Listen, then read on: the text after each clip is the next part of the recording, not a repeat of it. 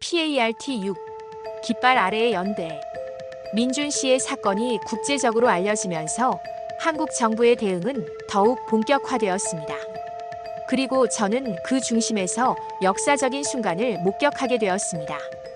한국과 동남아시아 국가들 간의 전례 없는 협력이 시작된 것입니다.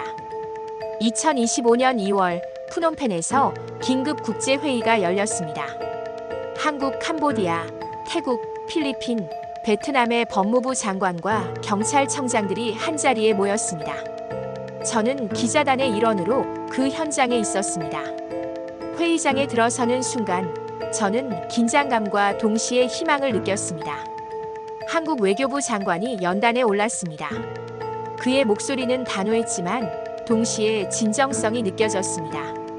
우리는 오늘 이 자리에 국경을 넘어선 정의를 실현하기 위해 모였습니다. 김민준이라는 한 청년의 희생이 헛되지 않도록 우리는 함께 행동할 것입니다. 이것은 한국만의 문제가 아닙니다. 이것은 우리 모두의 문제입니다. 그의 연설이 끝나자 회의장에는 박수가 터져 나왔습니다. 저는 그 박수 소리를 들으며 가슴이 뜨거워짐을 느꼈습니다. 이것은 단순한 외교적 수사가 아니었습니다. 이것은 진심이었습니다. 회의 결과 동남아시아 국제범죄 공동대응 협약이 체결되었습니다. 이 협약은 다음과 같은 내용을 담고 있었습니다. 첫째, 실시간 정보 공유 시스템 구축. 둘째, 국경을 넘는 범죄 조직에 대한 합동 수사. 셋째, 피해자 보호 및 지원 체계 마련. 넷째, 부패한 공권력에 대한 강력한 처벌. 저는 조항 하나하나를 읽으며 감탄했습니다. 이것은 형식적인 합의가 아니라 실질적인 행동 계획이었습니다. 더욱 놀라운 것은 한국 정부가 이 협약 이행을 위해 재정적, 기술적 지원까지 약속했다는 점이었습니다. 범죄 추적 시스템 구축 비용, 경찰 인력 교육, 피해자 보호 시설 운영비까지 지원하겠다는 것이었습니다.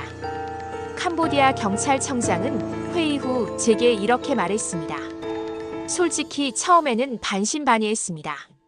하지만 한국은 말만 하는 게 아니라 실제로 행동합니다. 이런 파트너는 처음입니다. 회의가 끝난 후 저는 푸놈펜 시내로 나갔습니다.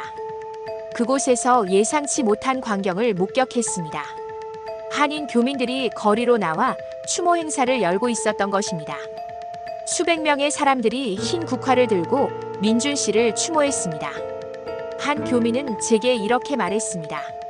민준 씨는 우리 모두의 아들이고 동생입니다. 우리는 그를 잊지 않을 것입니다. 추모 현장에는 한국인뿐만 아니라 현지 캄보디아인들 그리고 다른 나라 교민들도 함께했습니다. 한 캄보디아 대학생이 손팻말을 들고 있었습니다. 위 아사리, 위 윌 체인지 라고 적혀 있었습니다. 저는 그 학생에게 다가가 물었습니다. 왜 이 자리에 왔나요? 그는 눈물을 글썽이며 대답했습니다. 민준 씨는 우리나라를 사랑했어요. 그런데 우리는 그를 지켜주지 못했습니다. 최소한 그를 기억하고 싶었습니다. 그날 저녁 추모 현장에서는 촛불이 켜졌습니다. 수천 개의 촛불이 푸놈펜의 밤을 밝혔습니다. 사람들은 노래를 불렀고 기도를 했으며 서로를 위로했습니다. 저는 그 광경을 바라보며 깨달았습니다. 이것은 단순히 한 사람의 죽음을 애도하는 자리가 아니었습니다. 이것은 변화를 향한 외침이었고 연대의 시작이었습니다. 한국 대사관 앞에는 추모 메시지가 가득했습니다. 민준 씨, 당신의 꿈을 우리가 이어가겠습니다. 대한민국 국민으로 태어난 것을 자랑스럽게 생각합니다. 우리는 포기하지 않습니다. 저는 그 메시지들을 사진으로 찍으며 생각했습니다. 이것이 바로 진짜 애국심이구나. 맹목적인 자부심이 아니라 서로를 지키려는 의지. 그것이 바로 한국이라는 나라를 강하게 만드는 힘이구나. 취재를 마치고 호텔로 돌아오는 길 저는 스스로에게 물었습니다. 내 나라 필리핀도 이렇게 될 수 있을까? 우리도 국민을 이렇게 소중히 여기는 나라가 될 수 있을까? 그것은 부러움이자 동시에 희망이었습니다. 한국이 보여준 것은 불가능한 이상이 아니라 실현 가능한 현실이었기 때문입니다. PART7 세상을 바꾸는 기사. 모든 취재를 마치고 저는 마침내 기사를 쓰기 시작했습니다. 제목은 한국이 보여준 진짜 국가의 품격으로 정했습니다. 3주간의 취재, 수십 명의 인터뷰, 그리고 수백 장의 자료를 바탕으로 저는 혼신의 힘을 다해 기사를 작성했습니다. 기사의 첫 문장은 이렇게 시작했습니다. 캄보디아 푸놈펜에서 한 한국 청년이 납치되어 희생당했다. 하지만 이 비극은 또 다른 이야기의 시작이었다. 그것은 한국가가 자국민을 지키기 위해 어떻게 움직이는지를 보여주는 이야기였다. 저는 기사에서 한국 정부의 신속한 대응, 국제협력의 구축, 그리고 무엇보다 민준 씨라는 청년의 용기와 희망을 상세히 다뤘습니다. 동시에 동남아시아가 직면한 범죄 네트워크의 심각성과 국제사회의 책임도 함께 지적했습니다. 기사의 마지막 부분에서 저는 이렇게 썼습니다. 대한민국은 경제대국이기 이전에 국민을 사랑하는 나라다. 그들은 단 한 명의 국민도 포기하지 않았다. 이것이 바로 21세기가 요구하는 국가의 모습이 아닐까. 한국은 동남아시아의 새로운 기준을 제시했다.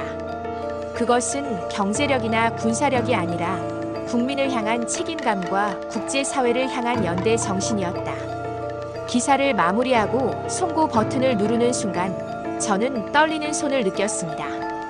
이 기사가 세상에 어떤 영향을 미칠지 알 수 없었지만 최소한 민준 씨의 이야기는 헛되지 않을 것이라는 확신이 들었습니다. 기사는 먼저 필리핀의 주요 일간지에 실렸습니다. 그리고 놀랍게도 24시간 만에 국제 언론의 주목을 받기 시작했습니다. AP통신이 기사를 인용했고 곧이어 CNN과 BBC가 후속 보도를 내보냈습니다. 저는 국제뉴스 네트워크에서 제 이름이 언급되는 것을 보며 믿기지 않았습니다. CNN의 앵커는 이렇게 말했습니다. 한국 정부의 대응은 국제사회의 새로운 기준을 제시했습니다. 자국민 보호에 있어 이보다 모범적인 사례를 찾기 어렵습니다. BBC는 한 걸음 더 나아가 한국, 아시아의 스위스로 부상이라는 제목의 분석 기사를 내보냈습니다. 국제 여론도 들끓기 시작했습니다. 소셜미디어에서는 해시태그 JUSTICFORMINJON, 해시태그 KOREALEADS 같은 해시태그가 트렌드에 올랐습니다. 전 세계의 교민들이 자신들의 경험을 공유하기 시작했습니다. 우리나라도 한국처럼 국민을 보호해주길 바란다는 메시지가 쏟아졌습니다. 저는 수많은 인터뷰 요청을 받았습니다. 각국의 방송사, 신문사, 그리고 학술기관들이 제게 연락해왔습니다. 한 국제관계학 교수는 제게 이렇게 말했습니다. 당신의 기사는 단순한 보도를 넘어섰습니다. 이것은 국가의 역할에 대한 근본적인 질문을 던졌습니다. 국가는 국민을 위해 무엇을 해야 하는가? 한국은 그 답을 행동으로 보여줬습니다. 필리핀에서도 반응이 뜨거웠습니다. 많은 사람들이 왜 우리 정부는 한국처럼 하지 못하는가라고 질문하기 시작했습니다. 일부 정치인들은 저를 비판했지만 대다수 국민들은 지지를 보냈습니다. 한 독자는 제게 이런 메시지를 보냈습니다.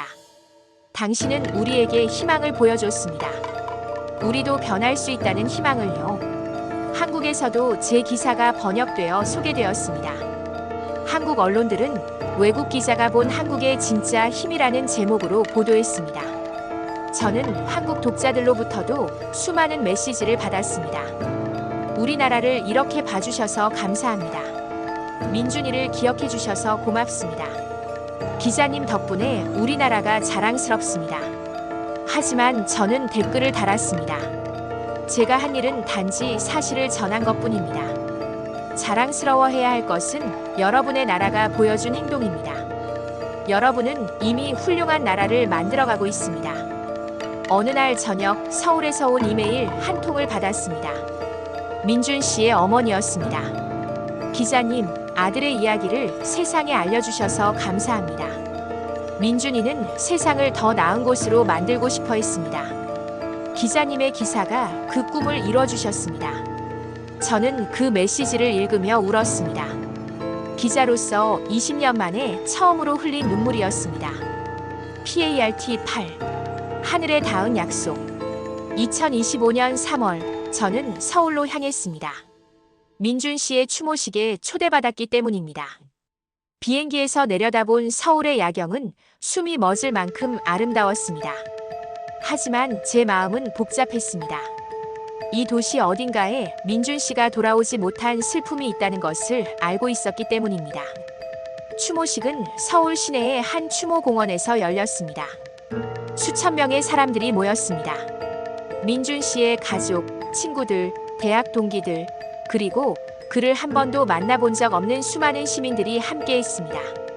추모공원 입구에는 대형 태극기가 펄럭이고 있었고 그 아래 민준 씨의 사진이 놓여 있었습니다. 저는 기자가 아닌 한 사람의 친구로서 그 자리에 섰습니다. 헌화 순서가 되어 제 차례가 왔을 때 저는 흰 국화 한 송이를 들고 민준 씨의 사진 앞에 섰습니다. 사진 속 그는 밝게 웃고 있었습니다. 마치 괜찮아요, 슬퍼하지 마세요 라고 말하는 것 같았습니다. 저는 조용히 속삭였습니다. 민준 씨, 당신의 나라가 당신을 기억하고 있습니다. 당신이 꿈꿨던 세상, 서로를 지키는 세상이 조금씩 만들어지고 있습니다. 당신의 희생은 헛되지 않았습니다. 꽃을 내려놓고 고개를 숙이는 순간 눈물이 흘러내렸습니다. 추모식에서는 민준 씨의 아버지가 추도사를 낭독했습니다. 우리 아들은 세상을 사랑했습니다. 그 사랑이 결국 그를 데려갔지만 우리는 원망하지 않습니다. 대신 우리는 약속합니다.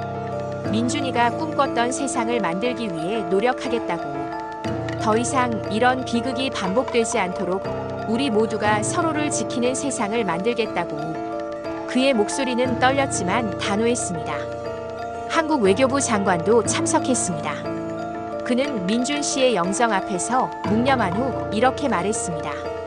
정부는 김민준 씨의 희생을 결코 잊지 않을 것입니다. 우리는 모든 대한민국 국민이 안전하게 세계를 여행할 수 있도록 최선을 다할 것을 약속드립니다. 그의 말에는 형식적인 외교 수사가 아닌 진심이 담겨 있었습니다.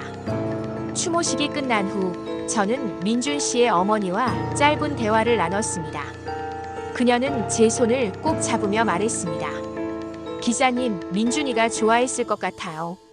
자신의 이야기가 세상을 조금이라도 바꿨다는 것을요. 감사합니다. 저는 고개를 저으며 대답했습니다.